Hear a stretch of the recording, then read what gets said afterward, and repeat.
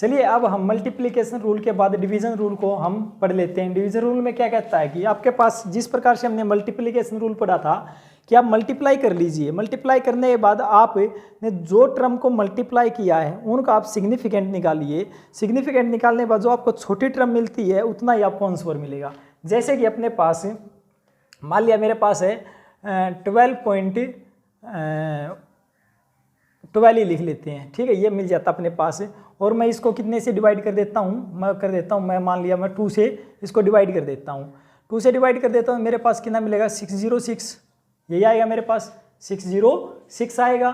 तो आप हमारे को 606 तो लिख देते हैं, बट यहाँ से क्या देखा, ऊपर वाले में कितना सिग्निफिकेंट था 4, नीचे वाले में कितना सिग्निफिकेंट है 1। तो आप यहाँ की 1 ही टर्म लोगे और आप यहाँ से आंसर निकालोगे कि 6 इसका क्या आएगा, आंसर आएगा।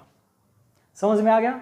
ठीक है, इस तरह से निकाल सकते हो। कोई दूसरा एग्जांपल देख लेते हैं, हम दूसरा एग्जांपल देख लेते हैं। अगर अपने पास 36.48 दे रखा है, ठीक है, और इसको 12 से डिवाइड कर रखा है तो कितना आएगा, इसको करोगे 3.04 आएगा। या तो अपने पास तो हमने क्या देखा, यहाँ से सिग्निफिकेंट कितना आया 4, यहाँ से सिग्निफिकेंट कितना आया 2, इसलिए आप इन 2 को लिख लोगे और 3.0 आंसर में लिख दोगे। This is the division rule.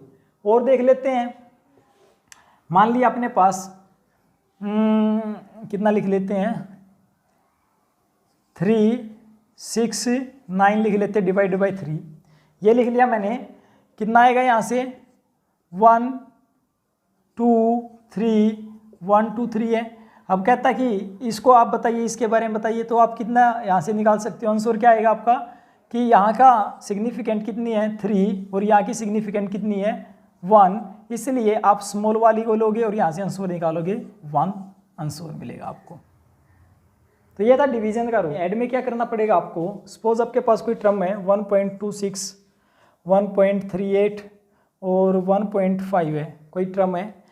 सबसे पहले तो आप इनको ऐड कर दीजिए, 1.26 1.38 1.5 ऐड कीजिए, कितना मिला आपको 4 एंड 3 3 6 एंड 5 11 एंड 4, तो ये मिल गया आपको। अब इनका ऐड करने के बाद वैल्यू मिली 4.14, आपके पास ये मिल जाती है। अब कहता है सिग्निफिकेंट फिगर बताइए कितना होगा, तो आप कहोगे सर इसके अंदर कितना आ गया 3 सिग्निफिकेंट फिगर है। पर क्या रियल में ऐसा होता है? चलिए देख लेते हैं क्या है कितना नहीं है। क्या इसका आंसर यही है, ये भी चीज़ चेक करनी पड़ेगी। इस चीज़ को चेक करने के लिए आप क्या करोगे, ऐड के केस में अगर आपको ये चीज़ चेक करनी है तो आपको करना क्या है, तो आप उनकी सिग्निफिकेंट फिगर निकालना। डेसिमल के बाद कितनी सिग्निफिकेंट फिगर है 2, डेसिमल के बाद कितनी है 2, डेसिमल के बाद कितनी है 1। आपको जो कम वाली है वो लेनी है 1 है तो उसके बाद क्या करना, आपको 1 वाला ही यहाँ से एग्जाम्पल लेना और यहाँ से आ जाएगा 1.1 तक ही जाना, तो 4.1 आपका आंसर मिल जाएगा। कितनी सिग्निफिकेंट फिगर मिली 2 मिली, ठीक है। तो इस प्रकार से आप उसका आंसर निकाल सकते हो।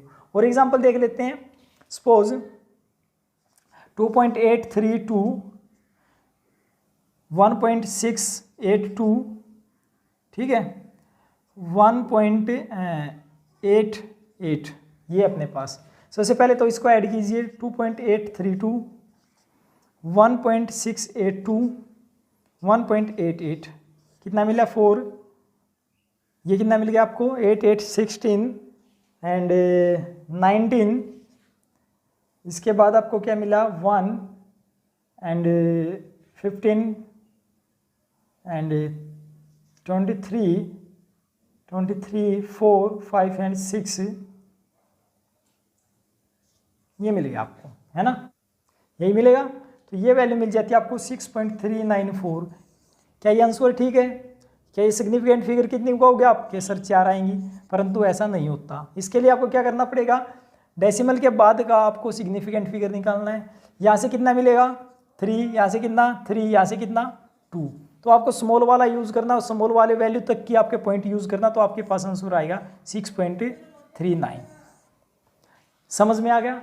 आई होप आपको समझ में आ गया होगा। मैंने एक एक दो एग्जाम्पल उनके बता दिए हैं। तो ये था आपका राउंड ऑफ करना और उसके बाद सिग्निफिकेंट फिगर निकालना, उसके बाद आंसर निकालना आप किस तरह से कर सकते हो। नेक्स्ट क्लास में हम इनकी ट्रिक्स पढ़ेंगे और तब तक के लिए ऑल द बेस्ट। ठीक है।